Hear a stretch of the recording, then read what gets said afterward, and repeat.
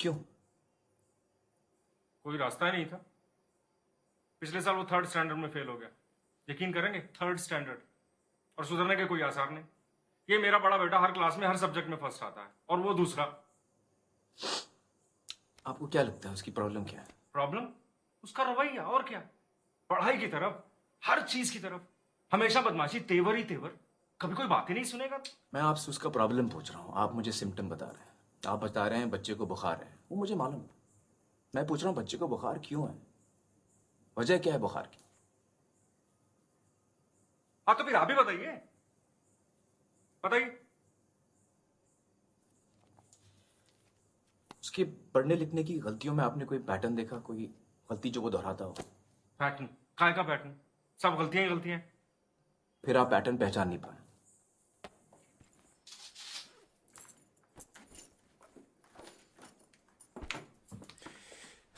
ये देखिए, ये बी की जगह डी तो डी की जगह बी। एक जैसे दिखने वाले अक्षरों के बीच में कंफ्यूजन। और ये एस और आर उल्टा लिखा है, बल्कि कई सारे अक्षर उल्टे लिखे हैं। ये देखिए, ये छोटा एच, छोटा टी, देखा? Mirror imaging. Animal, animal, animal, एक ही पेज पे 3 अलग अलग स्पेलिंग। इसका मतलब कोई एक गलत स्पेलिंग उसे याद है, ऐसा नहीं। दूसरी बात, एक जैसे शब्दों को मिक्सअप करता है। ये टीओपी टॉप बन गया पीओटी पॉट, SOLID सॉलिड बन गया SOILD सॉलिड। क्यों करते हो ऐसा? बेवकूफ है, आलसी है ना। मेरी समझ से उसे अक्षर पहचानने में दिक्कत हो रही है।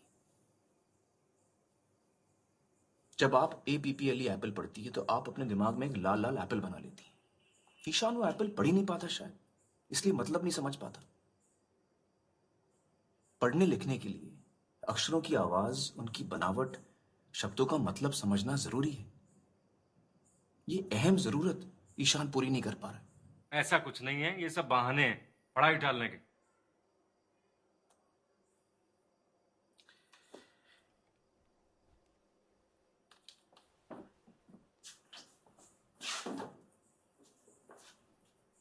जरा ये पढ़िए मिस्टर अवस्थी।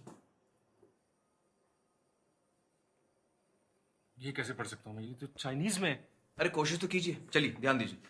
क्या बेकार की बात कर रहे हैं, मैं कैसे पढ़ सकता देखिए हूँ अभी आप इसको? बदतमीजी कर रहे हैं, आपका रवैया ठीक नहीं है, ये आप शैतानी कर रहे हैं।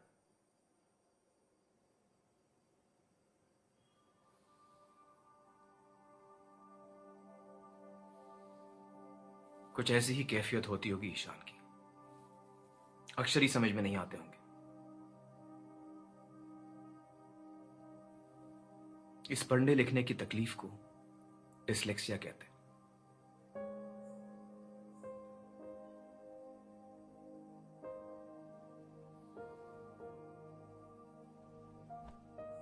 कभी कभी बच्चे को डिसलेक्सिया के साथ साथ और भी तकलीफें हो सकती हैं, जैसे कि मल्टीपल इंस्ट्रक्शन समझने में दिक्कत, turn to page 65, chapter 9, para 4, line 2, confusion, या फिर poor fine and gross motor skills.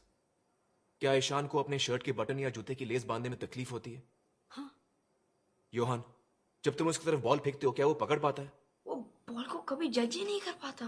क्योंकि वो साइज, डिस्टेंस और स्पीड, इन तीनों को एक साथ समझ ही नहीं पाता। कितनी बड़ी बॉल कितनी दूर से कितनी तेज आ रही है, जब तक वो जान ले, गाड़ी छूट जाती है।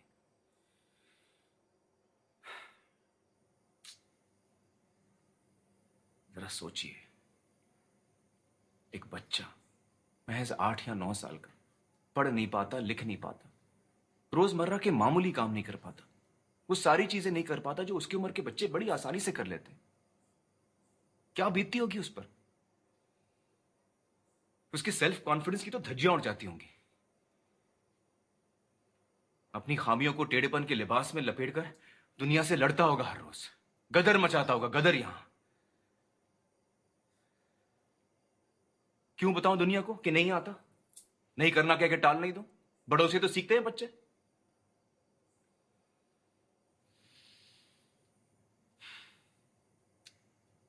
अब तो ये गदर भी कुचल दिया गया है वहां।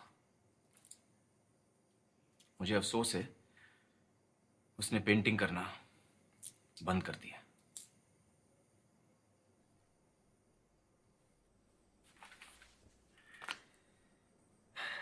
बड़े दुख की बात है।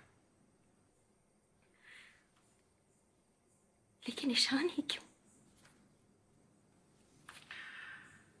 इसका कोई जवाब नहीं है।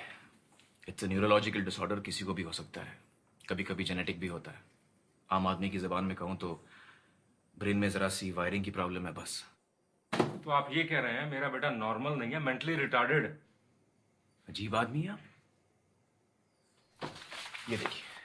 ये देखिए मिस्टर अवस्थी, ये तेज दिमाग हजार ख्याल बुन रहा है रंगों में, आपके और मेरी काबिलियत से कहीं आगे। लेकिन इसका फायदा क्या है? इसमें फायदा क्यों ढूंढ रहे हैं? तो और क्या ढूंढूं? क्या बनेगा बड़ा होकर वो?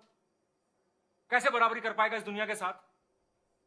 क्या सारी उम्र में उसे घर पे बैठ के खिलाता रहूंगा?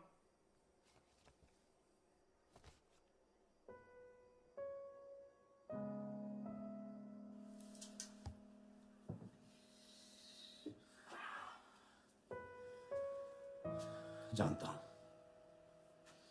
बाहर एक बेरहम कंपेटिटिव दुनिया बसी है, और इस दुनिया में सभी को अपने अपने घरों में टॉपर्स और रैंकर्स उगाने हैं। हर किसी को अव्वल नंबर चाहिए। डॉक्टर, इंजीनियर, मैनेजमेंट, इससे कम तो बर्दाश्त ही नहीं है। 95.5%, 95.6%, 95.7%, इससे कम तो गाली के बराबर है। क्यों?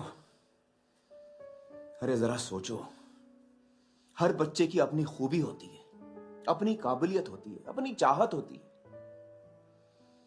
लेकिन नहीं, हर उंगली को खींचकर लंबी करने में लगे हैं सब।